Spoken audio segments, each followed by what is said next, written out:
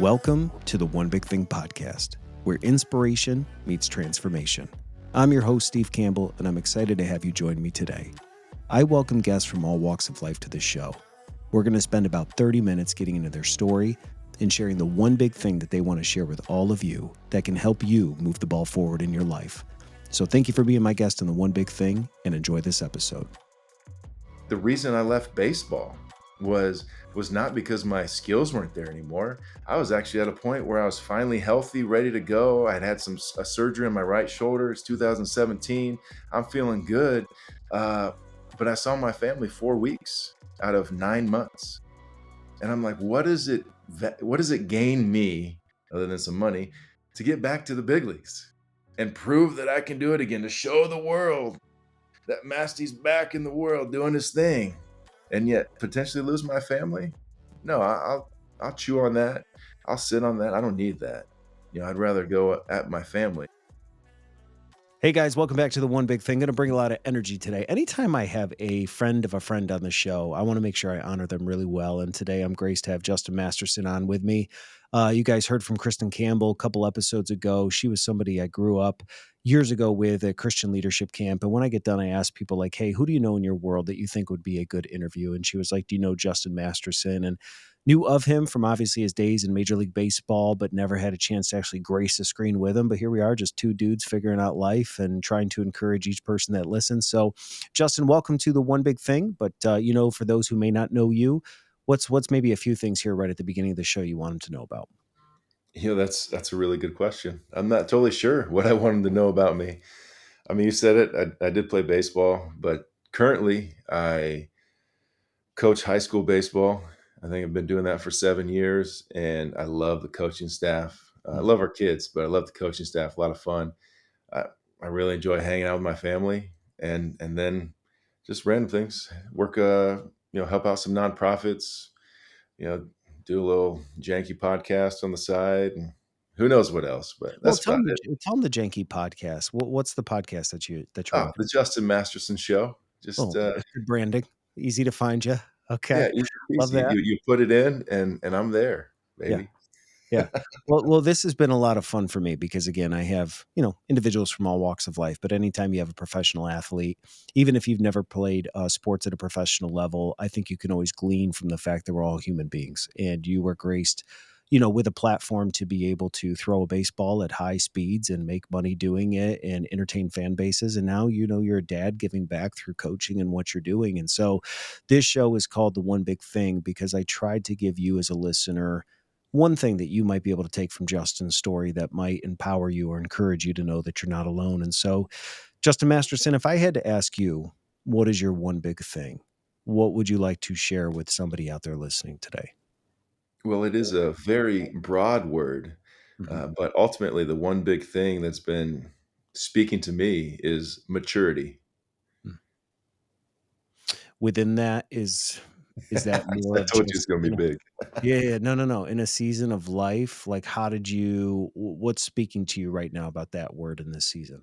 Well, it's just the more and more. So whether it's I'm playing professional baseball now that I'm with my kids and we have maybe some travel baseball, rec baseball. I'm in the high school world, dealing with high schoolers. I'm in the church world, nonprofit world a bit, and what I just continually see is a lack of ability for people to handle their emotions. Hmm. And so my understanding of maturity, kind of my definition when I'm growing in my maturity, is my ability to handle those big emotions that come my way. And so that I can eventually endure whatever hardship comes my way. And so that's kind of what breaks it down a little bit, in my mind, just in a way where, dealing with a lot of men, I encounter many men and some of the things we're doing and the anger problems and other things that they have. And just in marriage in general, if you've been married or are married or have been married or in a relationship, or you're leading people or guiding people, dealing with people is very hard. Mhm. And so the ones who seem to do it the best are the ones who can still handle their emotions in the midst of it. And you'll see them just power through whatever comes their way. And so seeing that, thinking through that in professional setting, that's why it's been speaking to me so much. Yeah, and you have different layers, right? As a man, you're first of all, trying to figure out why am I wired the way that I am? What do I think the thoughts that I have? Why do I let people down? How do I get better? How do I live a life of discipline? Then you have a spouse, and now you're trying to kind of carry part of that weight. You bring kids into the world. That's another thing. But then you've also been on sports teams. Now you're coaching and giving back and also serving with nonprofits. So you're serving with leaders. And so, is there anything either in your own, personal convictions about maturity, or is this something more that you saw people handling their emotions? Has it kind of come out in different ways that's made you pause and reflect on your own life? So just talk to me about, kind of this idea of people struggling with their emotions and how you see that kind of being manifested. Yeah, it's been a journey of life. So from a young age, I would say, does it speak to me? Yes, it speaks to me because I've been watching people my entire life. One of the things that I've loved doing and happy about at times is that I didn't have to go through certain things because I watched people go through certain things, and I took notes. Was like, yeah, I'm probably not going to do that because I watched how that affected them. Probably not going to do that, and so from a young age, like even my dad's a pastor, still is. He was a pastor when I was growing up, but I'm hanging out in like these church settings, and I'm seeing these people, man, who are just getting fired up about things that don't matter. Like even at a young 14, 15-year age, I'm like, we're changing the color of the carpet, and you got people just losing their mind. You got other things that are happening within their life that's just going crazy. I mean, they're in there and they're doing good things, and a lot of these, I love these people, still do to this day. But just watching how they went about their business, I'm like, what is going on here? Like, there's got to be more. There's got to be something different. And so then I didn't necessarily have the biggest words for it until I continue on, and then what? I'm in, pro baseball, and we got young guys, we got older guys, we got, you know, people who are trying to keep it together. We got dudes who are afraid to call their dad because their dad has, more or less emotionally abused them of like, you better be good. This is how you gain your worth and your wealth within this life. And I'm like, golly, like this is tough. Like I could imagine that. And so I finally found a book that really helped me see the words that it was. It's called Rare Leadership, and it's by this guy named Dr. Jim Wilder and Marcus Warner. And when I got there, it like put words to the things that I was thinking about. And so, in it, rare is a what was it called? Where each word stands for something. Um, is it I know an what you're saying. acronym? I can't think of the word right now, but I know what you're thinking of. Yeah. Whatever it is. And so you got rare is the type of leadership they talk about is rare, but also it stands for, the R is when things come, can you remain relational, act like yourself, return to joy so that you can endure hardship well. And there's just not many people. I read that. I was like, ooh, that's it. That's it. And so that became the idea of greater maturity is, man, how can I remain relational whenever a hardship comes my way, still be able to act like myself? I don't remember if you remember them old Snicker commercials Mhm. where they're like, you're not acting like yourself. And they usually have some sort of diva, Right. celebrity on there. And then like, here's a Snickers. And then they eat it and they're like, now I'm back. And that's the way people are with everything. Like when the emotions come, they're like, oh, they were just hungry or, oh, they're just tired. It's like, no, we got to learn how to handle these emotions a little bit better so that we can act like ourselves even when the big things come. And so it put words to it, and I was seeing it, and then I'm like, okay, how can I then reflect in my own life and see where this is at? And so then I'm checking the way that I'm dealing with my wife, I'm checking the way I'm dealing with my kids, and saying, whoa, okay, maybe there's something to this. Mhm. Like an issue comes up, why am I getting so frustrated? Why am I feeling such deep emotions and allowing them to just take me somewhere I don't need to be?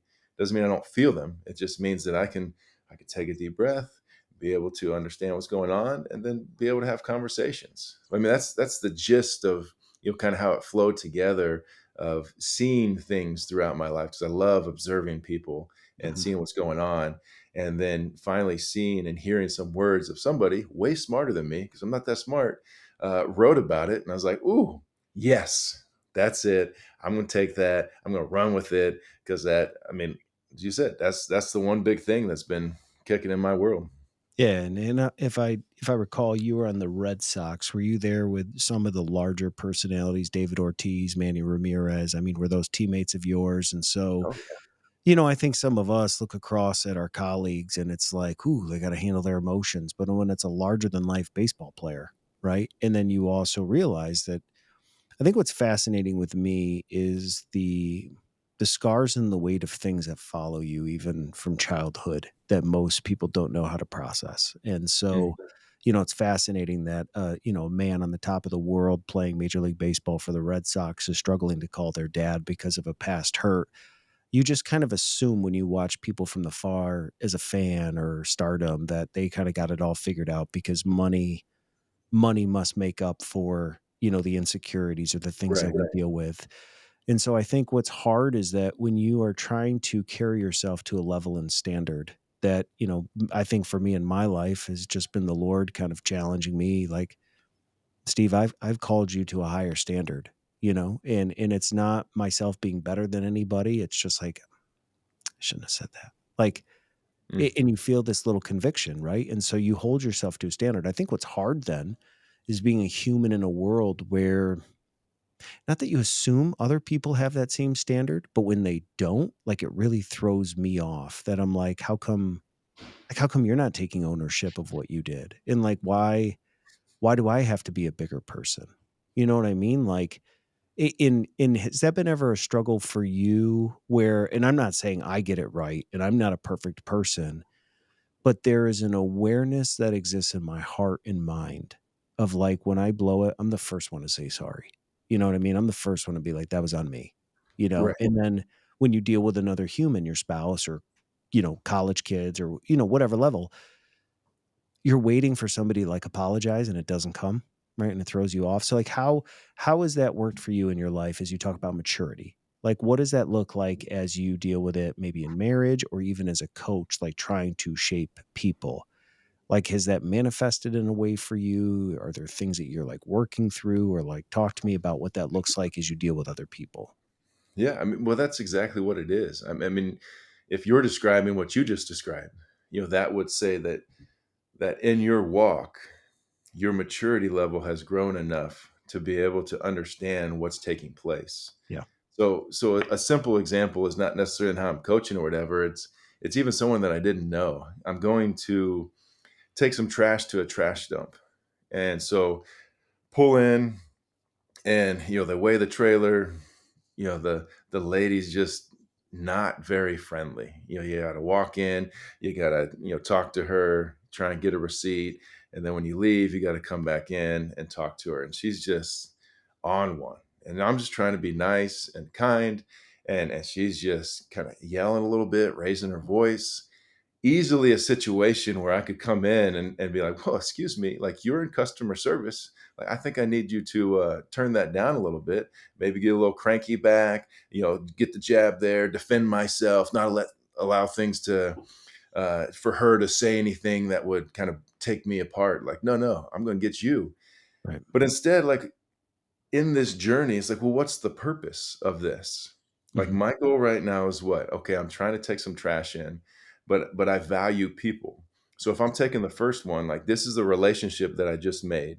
So how do I keep whatever relationship this is bigger than my problem? My problem is she's acting like a jerk, but she's a person. She's a human being created by God. So I'm gonna go, you know what? I'm gonna dump my trash out and come back in. I'm gonna try to be super respectful. Not get walked all over, but be respectful in the midst of it. And so then we leave, but then we come back because I'm like, man, there's just something. And they always say the phrase like everyone's going through something. And it's true. I try and think of that more and more when I get in these situations. Like I bet something's going on. So we go back and we get a tin of my wife's cookies, which are the greatest cookies in all the land. She used to have a little cookie business. And we bring these back, put a little cookie card on there, and we're like, you know what? It seems like you're having a tough day. Why don't here's some cookies? Maybe it'll cheer you up. We don't wait for anything more. We leave, and then we get an email not too long later, and it was just like you could feel the emotions Sure. and like almost the tears that were coming from her as she was typing the email Mhm. of I think it was for her, she had just found out that her like sister had cancer, Yeah. and it was just hitting her really hard. And what was she doing? She wasn't thinking about what was going on. Like, she's in her own little world. Yep. And so the point that I'm getting at is that as I grow in my maturity, my ability to handle them, when I come around people who aren't doing as well, I have that ability to be the mature one and say, how can I come down and comfort them? Rather Mhm. than expect them to run up to my levels, say, no, no, no, they're somewhere else. Let me come down. Let me take a deep breath. Maybe we need to take a break right here. Like, Yep. I understand this so that we can continue on forward. And I got stories like that, with my wife and learning those things, whether she's getting fired up or I'm getting fired up. And I'm like, whoa, whoa, what is going on here? Like, Mhm. let's take a deep breath. And even how in the coaching world, like one of my things that I'm trying to push in the coaching world is the fact you don't have to yell and scream and tear people down in order to get them to do the things that you need them to do. Yeah. Doesn't mean there's not a moment where you got to raise your voice in order for people to understand, like, hey, it's getting serious right now. But we just had an instance where uh, coach gets out. We were kind of sleeping, not doing great, raises his voice, and it was motivating for that moment, and Mhm. it got guys going. We scored 5 runs right after that, and we kind of debriefed the next day when I was doing my little Eye of the Tiger mental stuff with them, and was like, "Hey, it's not wrong that we raise our voice, but what coach is learning and we're trying to learn is not to tear people down, but Yep. how can we remind them that they're not acting like their normal self? Sure. We need to get back to being our normal self, because ultimately, like, that yelling and screaming, it can work for a little bit, and that toxic voice that we have in our head will like Mhm. motivate us to get back. And as you're talking about, like, yeah, if I'm the first one to do wrong, I'm going to apologize, because ultimately we want to get to joy. Yep. Like, joy, I thought this was like a Jesus thing, but it turned out it's actually real brain science, that like our brains were made to run off of joy. And Mhm. the definition of that joy is the idea that someone is happy to be with you. I love And that. so you see little babies, right? When you just smile at them and they just smile right back, and they love it, and you don't smile and they're like, and then you smile right back, and they love it because they know, like, they see the smiles and like someone's happy to be with them. And that's that joy, and it's always relational in our minds. And so that's what we're trying to get within this maturity is how can we just run off of joy and be that. And I know I went on a No, tirade right there. I I'll was get off I my was soapbox for a second there, Steve. You can come in now.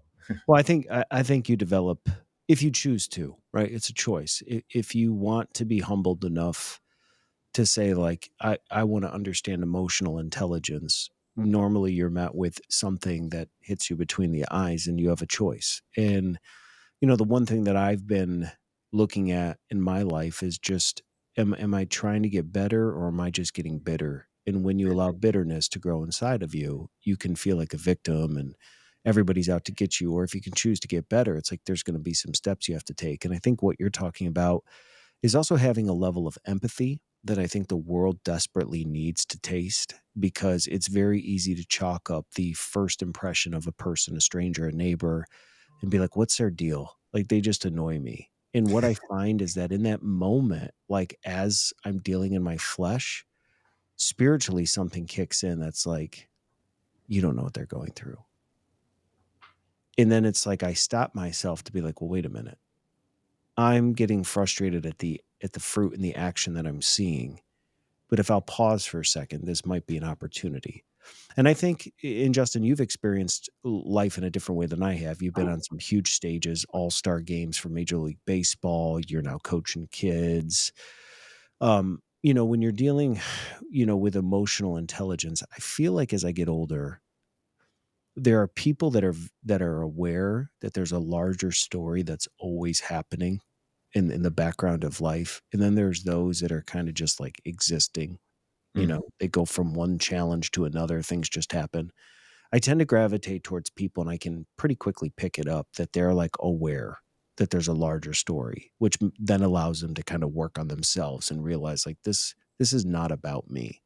And I think, to me, that's what's become emotional maturity in my life, is when an email comes that I didn't expect, or a conversation that I didn't expect, or I'm confronted with something. how quickly can I remind myself in the heated moment or the rising of emotions and say, "This is not about me," Mm. and step back. So, like, even for you, you can say maturity. And my goal with this show is not just to say, like, the one big thing is maturity. And people are driving around going, like, how do I do that? Has there been anything from a super practical standpoint that's helped you kind of in your own daily rhythms of life or things that you do to kind of ground yourself? Is there anything that you have implemented, books or anything that Yeah, comes outside of it? I wanna give one thought process because you keep hitting on it, but you don't actually say it in the words that, like, I hear it. So there was this way of learning, and it was said, "Information plus make the right choice," like, encourage someone to make the right choice, that leads to transformation. So that's kinda the way it is. If I give you the right information, and then you just make the right choices based off of that, then you'll be transformed. And then if you don't make the right choices, I'm going to hold you accountable. So I'll bring accountability in to like force you to make these right choices, and that is supposed to lead to transformation. Unfortunately, that's not really the best way to go about it. They found, people smarter than me, that if we understand our identity, and that's what you keep talking about, Stephen, when you're like, I know who I am in Christ. I have an understanding of what I'm about. I have an understanding of my group, like my people. What is the identity of my people that I hang out with? Yeah. And then you have that sense of belonging so that you know you're cared for, you know you're loved, you're a part of something. Like that's what truly leads to transformation. Mhm. So one of the things that you need to, kind of seek out is understand who we are. And that's a tough one to kind of work through. Mhm. But working through what has been put on my heart, what is around there, who am I spending time with, what is my group, what is it like to act like us, is one of the phrases I always like to use. And then when you have that belonging, well then things are able to adjust and move. And so you're able to then build this capacity, Mhm. is the whole goal of what we're trying to do. And so it's like, what does it take to get to your boiling point? In the sports world, it's like, how much can you handle? And when things start getting crazy and you give up that base hit, you walk the next guy, like all of a sudden it's like, he lost it, he's done. And you see that as young kids.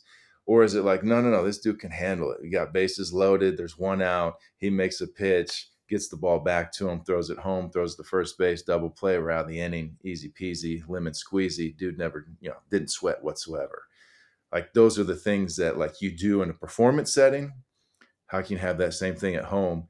And honestly, one of the phrases that I use is another one of these, acronymy thingies, is eating We some found the cake. word acronym. It Is that took what it us is? took Okay, us there we 20 go. minutes. We figured out the word. That's all right. That's what happens with me. Eating some cake, man. Mhm. And so when I say that, like I said to the high schoolers, hey, we need to eat a little cake. And that's like to remind us or get an assessment of where like my relational circuits are at. Yeah. And so the first word is curiosity. Mhm. Like, so how can I be curious? Like you've said, heard it said before, like I'm not coming up with anything new. Like this is all stuff people have heard. So it's all going to be a reminder. Yep. But like asking curious questions, like if you're in a spot where you can ask curious questions, what happens? You're not thinking about yourself. You're Mhm. actually thinking about somebody else. Yeah, yeah. And so then you go into appreciate, like, what do you appreciate about the person, you know, either in front of you or the thing that's kind of getting your mind? Well, what Mhm. does that mean you have to do? I have to stop thinking about myself and think about them. And then you go, okay, well, we got a C, we got an A. Oh, it's K, kindness. Kindness is trying to build joy for somebody else. So now again, we're not thinking about ourselves, we're thinking about somebody else. And then finally, the easiest yet sometimes the hardest of them all is the E, is that eye contact. I mean, it's as simple as that. You notice that when you're feeling some type of way and you're about to have a hard conversation, it is difficult to look the person in the eye and you're looking wherever. So when you can have that eye contact, you can be curious, you can start showing appreciation for the people around you and try and build that kindness. Like those are the four things that I think about that have been, really helpful in the bit of it. So when I come in and I'm starting to get fired up, I'm like, whoa, whoa, how can I ask some curious questions here? Let me slow it down. How can I think, you know what? I appreciate that about you, Mhm. rather than just coming in hot with whatever it is. And they're like, how can I do something kind? How can I build some joy in their life all the moment, all the while I'm just taking a peek at them? And it's not easy, like, No. by any means, because you feel like you're losing something, but you used the words earlier, like humility. Like, if you're able to humble yourself enough, take a deep breath. One of the big parts is quieting, Mhm. um, to be able to quiet, like, we're trying to build this. So we're eating some cake, right? But a practice that we can do every single day. Like, if we were meant to run off of joy, and this was always weird to me when I first heard it. I'm like, I don't know if it's that simple. You remember them old ladies always seem to have like that gratitude journal or notebook or something, and be writing in it, and you're like, oh, that's some old lady thing. Like, there's nothing to that, really. Well, science would say something different. Yeah. Yeah. They would say take 5 to 10 minutes every single day and write down something you appreciate. Yeah. Whether that's something from the past that you appreciate, something that currently you're appreciative of, or something you look forward to, that you appreciate that you're about to be doing. And then that is easily the baseline for building joy capacity in your life, which helps out when you start trying to eat some cake. Yeah, I've noticed a couple of patterns in my life, like when we're out with the family and a meal was wrong or something was missed, my wife will be like, "Oh, they didn't do it the right way." And I'm like, "Well, let's see what we can do." And she's like, "No, no, no, no. Like, don't say anything. Don't say anything." And you'll just see me get up and disappear. And I'll come back and I'll have a brand new whatever. And she's like, "How'd you do that?" And I'm like, "What do you mean?" Like, I just showed kindness to the person and I explained what happened. And what I have found, like, in my life, like, I've always been a naturally curious person. I love to know how things work conceptually. I love to know what people do for a living. And if I go to an event, a party, a networking thing, I'll find a person and sit with them and spend time. And it's not because there's a gain in my life or something that I want. That's just how I'm wired, where it's like, Justin, what do you do for a living? And then I'll just keep asking questions. And it's not because and then, I make connections and I make long-term friends. And then people are like, how do you know all these people? And I'm like, I don't know. I guess I just appreciate people. But I'm thinking about you in your world, when you're a baseball pitcher and either you're getting ready, you get a call in the bullpen of start warming up. So, it's time to activate your muscles and start getting in mentally in the game. And when you're blowing it, you get and you're getting yanked. And so you have time to like decompress. When you're a mom, a dad, and you're living every day in the world, there is no reliever coming. There Mm-mm. is no warming up. You just get thrown into situations and you can't, like, in the middle of your workday when it doesn't go well, be like, we're not Zach Morris that can just be like, time out and reset. It's like What a you're reference. trying to respond to a hard work situation while you're getting a text on your phone that you're like, "What the heck?" And then you get a school alert from your kids that they're not feeling well or something went wrong, and it's like the inundation of all these things, there is no ability to just, like, bring a reliever in. And so I'm just thinking about the person of, how do you now post baseball and the things that you're doing? Like, how do we encourage a listener out there who's like, man, I want to grow an emotional maturity. I want to own my emotions. I want to get better. But I just find when push comes to shove, I'm not always making good decisions. Is there anything, you use the CAKE acronym, is there anything else that you do? You talked about the book, Rare Leadership, I think at the beginning, but is there anything else that, when you guys talk on your podcast or in men's groups or whatever, like what has also helped you in your life kind of grow in this aspect? I tell you, man, in my world, it's always the most simple things. But the other one is what we call is just quieting. So you make reference of Zach Morris calling the timeout, and even though it doesn't seem like we have that amount of time, but man, when I was coaching basketball, and you take a timeout, a full timeout's only a minute, you know, and then you got the 30-second timeout. And I think we lose sight of the fact that, like, those things come and they come quick, and it seems like in the language we'd use in sports, the game speeds up. Like, I'm stuck in here, there's no one warming up, like, this is where I think of it. There's no one warming up in the bullpen. I'm in a little bit of trouble, no one's coming to help me. So either you allow the game to speed up, or you take a little time out where no one else knows it, and you do a little quieting, like breathing. So we talk about like the best practices. Another acronym for you. I'm just throwing the acronyms because I didn't come up with them, but I like them. It's good. The first is in the best practice is breathe. Like when we're trying to quiet ourselves for a second, it doesn't mean we're just like, meditating. No, but we take a moment and breathe. I mean, there's countless ways. We do a 6-2-8 with the baseball guys, in for 6, hold for 2, out for 8. Then you work through that. You got the military style, which is more the box breathing. In for 4, hold for 4, out for 4, hold for 4, in for 4. And you just find yourself like feel the rhythm of that body, feel yourself. In other psychology world, they call that grounding techniques because Yeah. it grounds you. It reminds you that, like, oh, I'm a human. I'm here. I can touch myself. It's there. But in the best, you got your breathing, and then you got the E, which is crazy to exaggerate for a second. Not like let it take you out of yourself, but there is something to be like, oh, okay, now I'm good. I just had to get that one little shout out. My guy Jason Kipnis, he was a second baseman in Cleveland, used to just break bats, and I'm like, you know what? Maybe there was. I'm not saying let's go break some bats, but there's something to that simple, like, here we go. All right, as long as we allow it to bring us back to where we need to be. And then, of course, we got, the ability to soothe, which is just as simple as, that grounding, remind us we're here. Just kind of get a little rub, man. Like for that moment where I'm feeling like a little bit overwhelmed. Okay, let me rub my hands together. Whew, here we go. And then finally there's that bit of like, you're already tense. Mhm. So how can, like, if you've ever been stretched before, there's I don't know the exact technique it's called, but say you're like getting your leg stretched and it goes to a certain point and they're like, all right, now push your heel into my hand.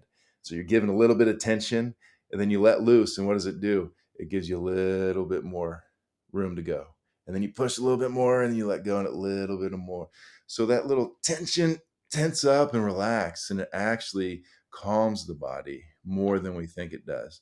Like those are the most practical things because that's what gets you. I mean, you said it exactly, Stephen. What gets you is you're in the moment, you're in the grind, you don't think you have any time, no one's coming to save you, but you can still take a moment.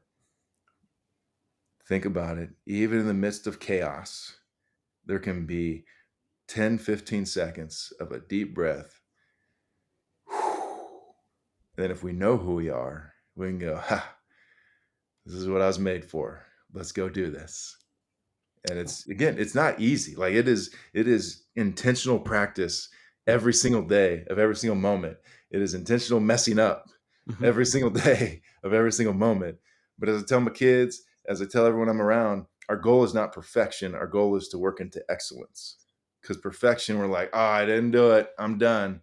Excellence goes, ooh, I got a little bit better. I'm a little bit closer. Ooh, Yep. almost. Ooh, that's not it. Okay, but that's all right. Ooh, it's going to help me to understand that.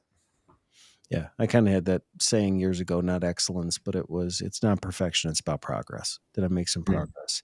And I guess in the time that we have today, and I don't even know if this applies, so if it doesn't, we'll just cut it out of this episode. Um, I think, when you're trying to mature in yourself, that's a very inflicted type relationship. I think it's sometimes almost harder, and I don't know if you've ever experienced anything with your wife or your kids, when you see someone you really love struggling and you Mm. can't just take what you've kind of are figuring out and put it on them, but you have to like love them where they're at and not. I think of sometimes where my wife and I have ever had, we don't fight, but when we have those ticky tack type, like you're not hearing me, you're not seeing me, and it's like, I don't, what do you mean? Like I see you. Like, when you are trying to indulge yourself in self improvement and making progress, and then you have something with a spouse or child where you don't want to fix them or overstep, but you also don't want to allow them to stay where they are. There is a personal journey. Has there been anything like in your world that you've ever had to like Oh, work through or struggle with where it's not necessarily what you're going through, but through the eyes of somebody that you care about? man, that's the world. I mean, that's once you grow in your maturity, Hmm. it frees you up to see, Yep. to the words you're saying to see. And so a part of what adjusted in my life is there was a bit of time where I kept looking at my wife and being like, come on, like I'm up here, let's go. Like what's taking you so long? Get up here and go. Like it is not that hard. And the more that I grew in my maturity, gave me the ability to take that deep breath and go, "Oh, okay. All right, she's not ready yet. How let me just love her where she's at. Mhm. Like I'm here. When the moment's right, Yep. we'll have a conversation, and not like, oh, we're gonna really work this out and get through it. It's like, no, the moment's right. Now I can ask this question. Yeah. Like it wouldn't have been right for me to ask the question, the curious question that seems harmless, but could have been perceived as a little passive aggressive, even though I wasn't trying to be passive aggressive. But I hear it now in my head going like, man, if I say that, that sounds really passive aggressive, Hmm. even though that's not my intention. So I'm just going to hold on to that one Mhm. until it's in like a nice mood, we're in a good spot, and then the question comes and it's a helpful question. Mhm. It actually allows us to have a conversation. And that's the hard part. Like you have to start being aware of people and how they're trying to think. And you're not going to be perfect with it, but pick those moments.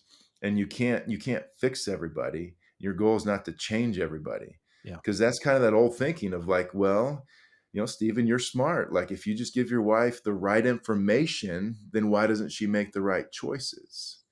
And so if we think the different way, it's like, no, I have to understand who she is and remind her who she is. Like, no, that's not you. Like, you're awesome. You're great. You're loved. You're cared for. And like, I'm here for you no matter what. Like, because usually when the craziness happens, they know, like, you're being crazy when you're crazy. They know they're being crazy when they're crazy, and a little fightful. So you just remind them who they are, and then it's like, okay, when the time's right, now we have that real conversation. And now there's that belonging and sense. And that's what highlights where the transformation comes in. Mhm. I don't want to tell my kid how bad, like that's what it is. Like, oh, why are you doing that, babe? You shouldn't be doing that. No, let me remind her, like, man, don't talk to yourself like that because you're great. Like you got the best cookies ever. I know you don't believe it every single time someone has it. You're like, I can't believe they said my cookies are so good. Babe, they're the best. No one will ever deny that. And for me, I have to do a better job. Like what I find is appreciating those Mhm. things and allowing her, not just because she's a words of affirmation person, but in general, like, okay, speak into that. Like that's okay. Your certain moments is like, well, yes, I am right, but why do I need to prove that I'm right now? What does that do for me? Yeah. Like the reason I left baseball was not because my skills weren't there anymore. I was actually at a point where I was finally healthy, ready to go. I'd had a surgery on my right shoulder. It's 2017. I'm feeling good. Uh, but I saw my family 4 weeks out of 9 months. And I'm like, what does it gain me other than some money to get back to the big leagues and prove that I can do it again, to show the world that Masty's back in the world doing his thing, and yet potentially lose my family? No, I'll chew on that. I'll sit on that. I don't need that. Mm. I'd rather go at my family. But everyone else was like, hey man, don't do it for your family because there's going to become a point in time where they don't appreciate it. And then you're going to be like, don't you know what I did for you? I said, no, no, no, man. I'm trying to grow in that maturity so that I don't have to shove it in anybody's face because it ain't about me. And so that's been the journey ever since, man. When you start learning something, instead of trying to force it, you got to let it sit in you. Too often people try and take something, boom, throw it to somebody else. Take it, pass it. It's like, no, get the pass, take a look at the rim and see what you can do Yeah. and let it sit in you for a little bit. And then as it's speaking to you and adjusting you and molding you, now then we can allow that to then speak to some other people.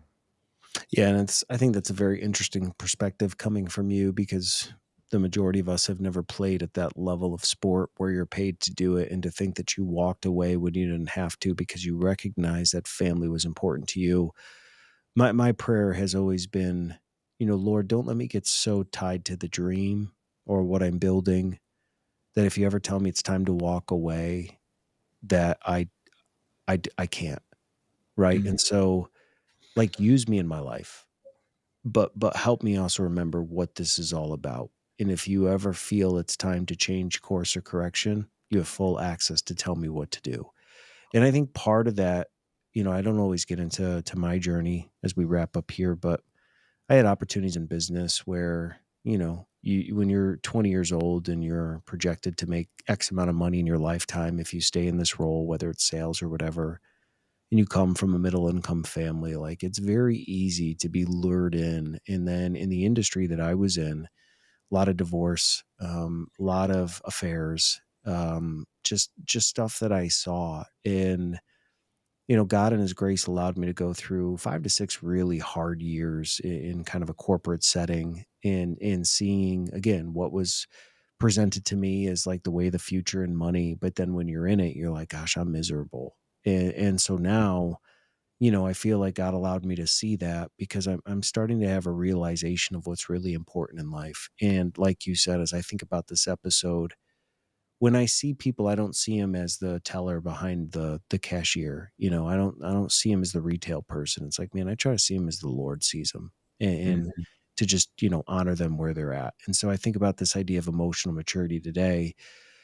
I think it's something we can all strive to do. And if you're not perfect, none of us are. I think the whole idea is whether it's excellence or progress, just how do we get a little bit better? And if this, episode brought you some ideas of resetting, grounding, Zach Morris, timeout, whatever you got to use to be a better you, it's not just be better for the sake of being better, but be better because you want to and you desire to. And there's people dependent upon you. And there's a level of excellence that you want to achieve. And my whole thing is, man, leave every situation better than you found it. And if you didn't, if you screwed it up, be the first one to come clean and be honest and reset. And gosh, this is the last story I'll share because it's on my heart. And I'm like, I feel super, super convicted. I got to share it with somebody. I've been coaching baseball for my kids, and I have 4 children. And one of my sons, I just have a different relationship with, from a disciplinary standpoint. Like I discipline him, and my first oldest child, it's like I say a word and he shivers, so I don't ever have to do anything. But my second son, Jordan, he's a stud athlete, and he's my second child, and there really is a real thing to like birth order. He's fast, he's athletic, he is a spitfire. And we played a baseball game the other day in Little League. He's 8 years old, and we lost to a team we should have beat, and he didn't bat very well. And I just remember this level of disappointment that I had throughout the game, that I wanted to be competitive and see him win. And it had really culminated because that morning, all he wanted to do was play Xbox, Mm. and I wanted him to get ready for baseball. And so he played all morning, and then when it was time to go, he wasn't ready. And so now I'm annoyed. And so we go to the game, and he's just mentally not into it. We're on our way home, and I'm thinking about how we lost. And, I was like, we're all done playing video games this weekend. And he came into the kitchen and was like, can I go back and play Xbox? And dude, I let him have it. And I'm texting the other coach, and he's like, how did we lose today? And I'm like, I don't know. And he's like, my son's in the car and reminded me, like, dad, I'm sorry we lost today. And it like made me stop because, I was about to let him have it. I'm like, bro, I'm so glad you didn't. Good for you. Like, that's emotional maturity. Then like 3 minutes later, my son's like, can I play Xbox? And dude, I said stuff that I was like mortified that I said to my 8-year old son about how bad he played. And I went into my room and just thought, I'll go lay down. Like, I don't want to deal with this. You know what I mean? Because I was more upset with myself, you know? Right. And my wife, she's so good. She's like, are you gonna go say anything to him? Like, you really should. And I was like, you're right. And I went in and I called him in, and he walked in kind of sheepishly because this grown father just let him know how bad he is at baseball, and he's a stud. He came in, and we just kind of had this sweet moment where he sat on my lap, and we touched foreheads, and I borderline cried. And I was Mhm. like, bud, I'm sorry. You don't deserve that. And I get emotional because it's easy to screw up. It's easy to let the people you love the most get the worst from you. Could have laid in that bed. But you know what I thought about? If I don't go in this room and apologize, when he's 30, he might remember the For day my sure. dad told me I wasn't very good at baseball. Yeah. So, to you listening, if you screw up, it happens. Make it right. Say you're sorry, especially with your kids, especially with your spouse. And, so for you, as I think about this episode. I share that story not to just prolong this episode by 5 more minutes, but to let you know, even though I'm passionately pursuing something which is encouraging you as a listener, I'm still figuring this thing out too. So I'm not perfect. And that's a real story that literally just happened a week ago where I was ashamed. But it's because you who've played baseball, me who's me, we're all figuring this thing out. And don't get sucked into the podcast mentality where everybody's winning, everybody's making money. You just got to 10x everything. There's we're humans, and we're figuring this out. So emotional maturity, it's your one big thing. We will make sure in the show notes though that we have information to get connected with you. Justin, I appreciate you, partner. You are the only other person other than my mom who's called me Steven on a couple of occasions. Steve's fine for the next time we have you on the show. But Hey, man, it's always great connecting with another brother who is aware that we're figuring this thing out. So I just appreciate you being a guest on the One Big Thing podcast and hope you've enjoyed the experience. dude, it was great. And you set the example of faith in general. As I watch people, I'm not looking again for that perfection, but how do they respond? Yeah. And and when you respond with forgiveness, man, that's asking for it and desiring it. Like that's just the best thing you can ask for in all this world. Yeah. And when you're able to handle those things, it allows us to be a little less frustrated and have a little more peace in our Mhm. life. Yeah. And that's what's so cool. Appreciate you sharing, man. Yeah. Well, Justin Masterson, thank you for being my guest on the One Big Thing podcast. And if you're a friend or family, check out some of the other episodes. I think they'll inspire you no matter where you are in this season of life. I think there's something you could take away from every single guest. So, as always, thanks for being a listener of the show. Thanks for checking out my show. If you enjoyed this episode, I'd love for you to write a review or drop a comment wherever you're listening or watching. And be sure to stay connected. Did you know you can subscribe to my YouTube channel, which is at Steve Campbell PR? That's Steve Campbell PR.